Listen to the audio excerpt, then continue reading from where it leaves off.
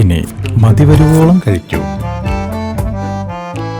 The salt restaurant, Panampilly Nagar, Kakkanad, Thoppumpady. ഇടക്കൊച്ചിയിലെ യുവാവിന്റെ മരണം കൊലപാതകം, 2 പേർ കസ്റ്റഡിയിൽ.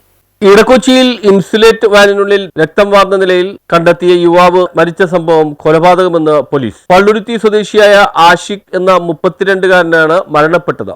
തിങ്കളാഴ്ച രാത്രി 9 മണിയോടെയാണ് ചോരയിൽ കുളിച്ച നിലയിൽ ഇയാളെ കണ്ടെത്തിയത്.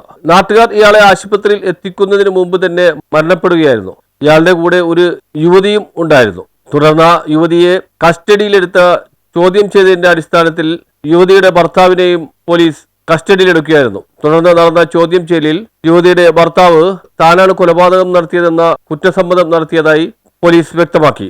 ഇൻസിഡന്റ് അതിനുശേഷം എല്ലാ ടീമില് എല്ലാവർക്കും ഇവിടെ വന്നതിന് ശേഷം നമുക്ക് investigation we have taken a case under crime number 476/25 Pallurthi police station, and as per our primary investigation, most probably this is a murder case.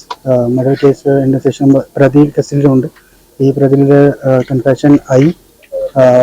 ബാക്കി ഇൻവെസ്റ്റിഗേഷൻ രണ്ടാമത്തെ പേര് ഈ പ്രതി മെയിലാണ്. പ്രതിയില് മുഖ്യ പ്രതി മെയിലാണ്. പ്രതിയില് ഭാര്യയുടെ ഇൻവോൾവ്മെന്റ് ഇപ്പോൾ investigation is going on.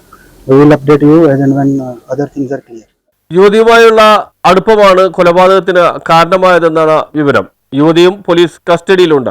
Intention, as far as our criminal inquiries there, this lady was in illegal relationship with the deceased. So out of this thing, this lady's husband has attacked as per his confession.